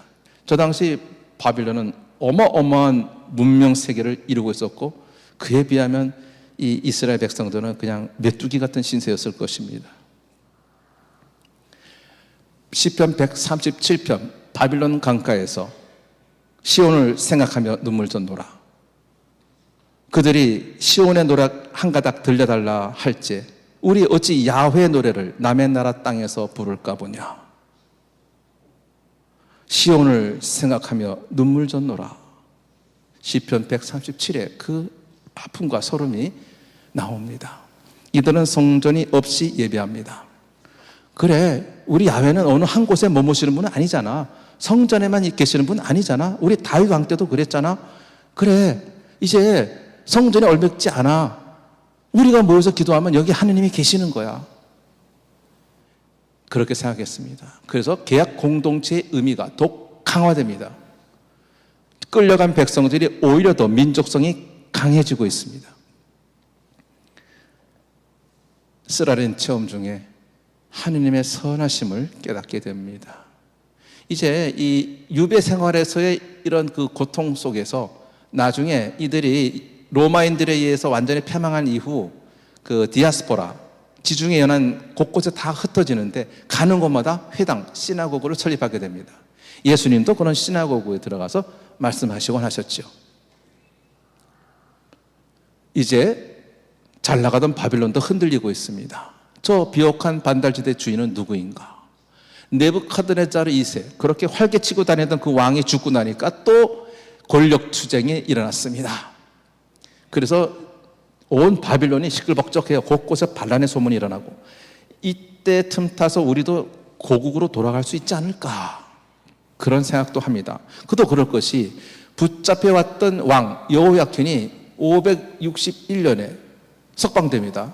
한참 후에 석방돼서 바벨론 궁전에서 왕과 함께 식사할 정도로 대우를 받게 되었습니다. 왕이 살아있다. 잘하면 우리도 어떻게 되겠다. 이런 때에 6세기 중엽 이란 고원지대 메디아, 페르시아, 엘람이 이 세 나라가 등장하는데 이 중에 페르시아가 이 몽땅 다 통일하고 페르시아 제국을 건설하게 됩니다. 페르시아 제국의 키루스 왕이 등장하면서 이 바빌론에 붙잡혀 있던 바빌론이 정복했던 지역, 정복 지역의 주민들, 끌려왔던 사람들 538년 바빌론을 정복하게 됩니다. 그러고 나서는 그로부터 5년 뒤에 533 자기 나라로 돌아가도 좋다. 너희들이 모시는 신을 모셔도 좋다. 이 키루스 또는 시루스, 치루스, 시루스, 키루스 그렇게 말하는데 이 왕은 이런 생각을 갖고 있었습니다. 어느 나라를 정복해 들어가면 그 백성들에게 이렇게 말합니다. 너희들이 믿는 신이 무엇이냐? 그 신이 나를 불렀다. 나는 너희들이 믿는 신의 위임을 받아 이 땅에 왔다. 너희 신이 나를 불렀다. 나는 너희 신을 존중한다. 너희 신 믿고 살아라. 다만 나한테 까불지 마라. 그런 내가 잘 대해줄 테니 내가 좋게 대해줄 때 너희도 까불지 말고 반란을 일으키지 말고 내가 잘해주는 만큼 너도 나한테 잘해야 된다. 우리 서로 잘하자. 알았지? 하고 이렇게 툭툭툭 치면 예, 알겠습니다. 그런 정책입니다. 온화한 정책을 썼습니다. 이제 제2 이사야 540년경인데 위로하여라 위로하여라. 절망에 빠진 백성에게 희망을 용서 해방. 이들 새로운 출애굽에 해당된다고 합니다. 백성들이 되돌아오거든요. 이제 떠나서 노예살이에서 떠나서 고국으로 약속된 땅, 우리 조상들이 살던 땅으로 돌아옵니다. 키루스 칙령이라고 합니다. 533년 종교의 자유. 그때 세 가지를 기억하시면 됩니다. 공동체가 회복되는데 주룹바벨 성전을 재건했고 느헤미야 총독이 성벽을 복구했고 에즈라 사제 에즈라가 계약을 갱신했다. 이 세 가지가 그 공동체 회복하는데 유배 이후에 고향으로 돌아와서 있었던 가장 중요한 세 사람과 세 가지 사건이었습니다. 스룹바벨 이 여호야킨의 후손으로 이 세스바차르를 계승합니다. 근데 많이 왔을 것 같죠? 돌아가라 했으니 다들 고향으로 갈 것 같죠? 아닙니다. 나름대로 잘 정착한 유다인들이 있었습니다. 거기서 나름대로 사업도 했어요. 안정된 생활을 했어요. 땅도 있고 집도 있고요. 뭐 살만해요. 그럼 고향 가겠어요? 고향 가면 뭐 해? 여러분도 돈 벌었다고 그 고향에 내려가십니까? 안 가지. 여기서 살잖아 그냥. 그러니까 많은 유다인들은 나 여기서 살만해. 그 시시하네. 야, 여기 바빌론 여기 얼마나 불도 바짝바짝바짝하고 뭐 신나는 것도 있고, 뭐 좋은 거 많은데, 뭐 시골 가서 뭐 해? 나 여기 살래 그냥. 난 여기 미국이 좋아. 그런 거지요. 그래서 많은 백성들이 왔다라고 기록되어 있지만 글쎄 생각보다 그렇게 많지는 않았을 걸로 봅니다. 그렇게 해서 돌아온 사람들은 성전을 건축하는데 제2 성전이라고 합니다. 역시 또 사마리아와 유다인들 사이에 긴장이 있습니다. 사마리아인들이 성전, 예루살렘 성전 짓는다고 해서 도와줄게 했습니다. 하지만 주룹바벨이 거절합니다. 그래? 알았어. 그래서 시리아, 그 북쪽 시리아, 사마리아 주변들이 다 방해해서 공사가 중단됩니다. 18년 동안 공사가 중단되었습니다. 결국 이제 다리우스 2세 왕 때 재건을 시작합니다. 515년 소박한 성전 완공, 그리고 제2성전의 노래라고 하는 시편. 사실 시편은 다윗이 솔로몬이 지었다 하지요. 그것도 있고 유배 시대의 아픔도 있습니다. 여러 세대의 많은 작가들이 쓴 시죠. 그것을 전례 때에 찬미와 흠숭의 노래, 용서와 위로, 용서, 희망의 노래로 전례 고행시에 이 시편이 사용되곤 했습니다. 그래서 옛날 다윗 솔로몬 시대의 시편도 수집하고 흩어진 거 또 새롭게 만들기도 하고 또 편집하기도 해서 시편을 이루게 됩니다. 총독 느헤미야 성전이 완공되고 그 다음에 느헤미야가 예루살렘에 도착하게 됩니다. 페르시아와 그리스 간의 전투가 일어납니다. 역시 이제 페르시아도 그리스라는 나라, 알렉산더라고 하는 대왕이 등장하면서 나라가 이제 또 위험하게 됩니다. 이 바빌론이 유다를 점령한 다음에 이 유다 지역을 그 사마리아 지역에 있는 총독에게 지배하라고 편입을 시켜놨어요. 그 사마리아 사람들은 유다는 우리 땅이다라고 생각했을 거예요. 근데 유다인이 와가지고 뭐 성전을 짓는다, 뭐 사업한다, 뭐 이렇게 살아가려고 노력한다 그런 거 보고 질투가 났어. 그 주변 국가들이 왕에게 고발합니다. 결국 유다인들과 이방인, 또 유다인과 사마리인, 남과 북 대립과 분열은 계속 지속됩니다. 그 같은 민족인데 그렇게 안 되나 봐요. 이거 보니까 우리 민족도 좀 암울하긴 한데, 다른 민족과 같이 되지 말고 어떤 특수한 하나님의 백성이 되자. 우리는 계약을 맺었지 않냐. 저놈들은 계약도 안 맺었고 율법도 모르는 시시한 족속들이다. 우리는 율법을 아는 백성이지 않냐. 달라야지, 그겁니다. 사제 에즈라, 유다이즘의 아버지 에즈라가 기원한 다음에 율법 교사로서 활동합니다. 율법주의가 발전하게 됩니다. 이 에즈라의 기도, 유다이즘의 기본입니다. 에즈라서 9장 5절 보시면 압니다. 이 에즈라 시대 이후 메시아 시대 오기까지 이제 카리스마적 예언은 끝이 납니다. 그 에즈라 도움으로 율법을 잘 정리하고 율법을 배우고 율법을 준수하는 그런 율법주의가 발전하게 된 것입니다. 그리스 알렉산더 대왕이 페르시아를 물리치고 등장하게 되었습니다. 이 시대는 안정적으로 있었는데 이 양반이 등장하니까 이 그리스라는 나라는 자기네 문화가 가장 훌륭하다고 생각해서 나머지 나라들을 다 그냥 그리스화하자라는 정책을 썼습니다. 대부분의 나라는 그리스화 됐으나 이 유다만큼, 이스라엘만큼은 그렇지 않았습니다. 알렉산드리아라는 도시가 세상 곳곳에 있습니다. 그것은 문화적 우월성과 또 무역도시로서, 그러니까 그리스 문화로 결속된 세계를 꿈꾸는 사람들이었습니다. 알렉산드리아가 죽고 나자 마케도니아, 메소포타미아, 시리아, 이집트로 분할됩니다. 그런데 이 셀레우코스, 이 메소포타, 시리아, 특히 시리아를 다스리던 셀레우코스 왕조랑 악연이 생기게 됩니다. 알렉산더 대왕 하여튼 땅이 넓었다. 인도에 가가지고 이 땅을 점령하려고 했으나 많이 참은 것 같습니다. 그리고 이제 돌아오다가 여기 바빌론에서 이제 사망하게 되는데, 이 알렉산더 대왕은 죽을 때 내 손이 보이게 해달라는 유언을 남깁니다. 손이 보이게. 무슨 소리? 세상을 거머쥐었던 알렉산더의 손도 죽고 나니까 이제 빈손이더라. 이런 의미로 알렉산더 대왕은 손을 보이게 하라. 빈손이 보이게 했다 합니다.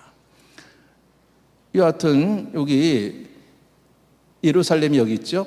시리아 이쪽에 있던 셀레우코스 왕조가 특별히 유다 지역하고 많이 마찰을 빚게 됩니다. 그것이 바로 마카베오 항전입니다.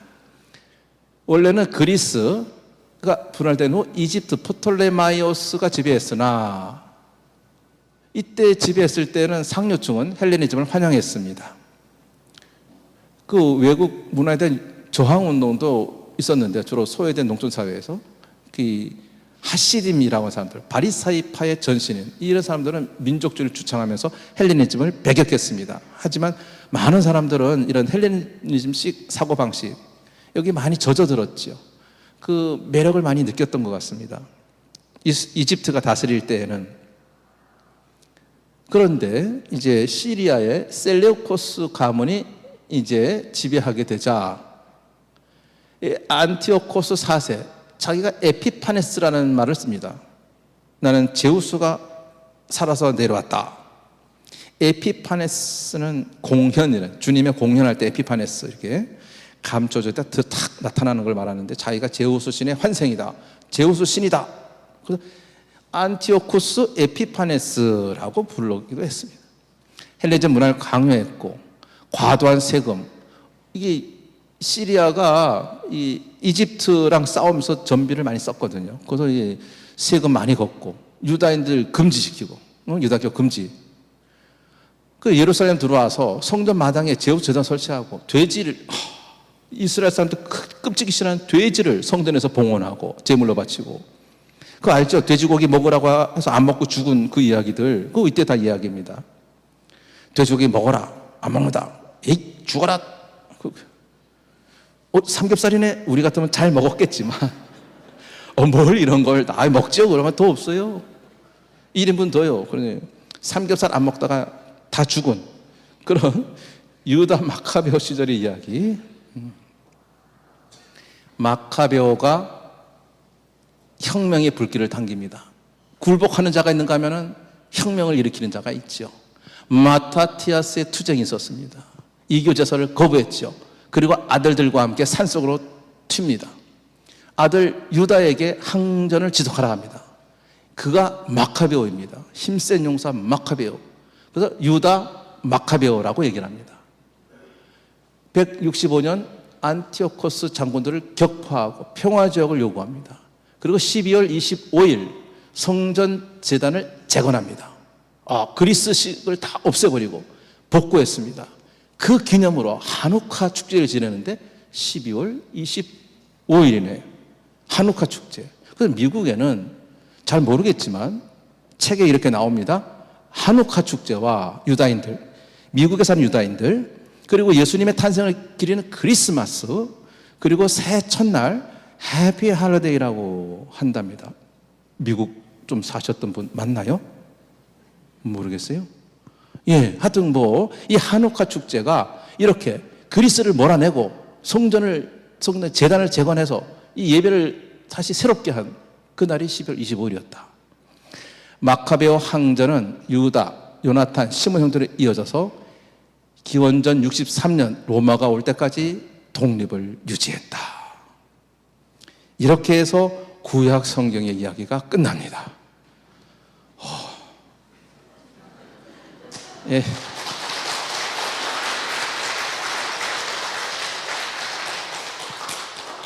이거 좀 빼고 하느라고 했는데 너무 많이 얘기했죠. 자, 이제 끝내겠습니다. 맺는 말. 이스라엘 백성은 순례자입니다. 순례자. 우리도 역시 순례자이지요. 그 본향을 향하여 아버지 집을 찾아서 끝없이 순례하는 순례자. 이스라엘 공동체가 형성될 때부터 시령기를 지나서 마카베오에 이르기까지 그들이 경험한 역사, 그 역사 속에서 체험한 하느님, 그것을 기억하고 또 그것을 해설하는 것이었습니다. 이스라엘의 생활 역사이고 또 거룩한 과거를 기억했기 때문에 앞으로 미래에 대한 희망을 가지고 현재를 살 수 있게 된 것이지요. 결국 순례 중인 우리는 구약 성경의 그 시절을 순례했고 이제 신약 성서를 통해서 예수 그리스도께 인도될 것입니다. 마지막으로 기도하고 끝내겠습니다. 다 같이 말씀은 내 발에 등불이요 나의 길에 빛이옵니다. 주님, 저희가 성경을 생명의 말씀으로 믿고 기도하며 살고 선포하게 하시어 언제나 성령 안에서 평화와 기쁨을 누리게 하소서. 아멘. 강복드리겠습니다. 모두 일어나십시오. 주님께서 여러분과 함께 전능하신 천주 성부와 성자와 성령께서는 여기 있는 모든 이에게 강복하소서. 성부와 성자와 성령의 이름으로 아멘. 아유, 수고 많으셨습니다. 예, 오늘 구약 이스라엘 역사에 대해서 재미있게 열강해 주신 저희 주임 신부님께 감사드립니다. 다시 한번 감사의 큰 박수 부탁드립니다.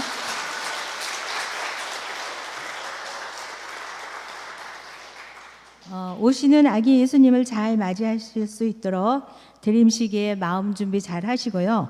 내일 저녁 8시에 올해의 마지막 열린 아카데미가 있습니다. 많은 참석 부탁드리고요.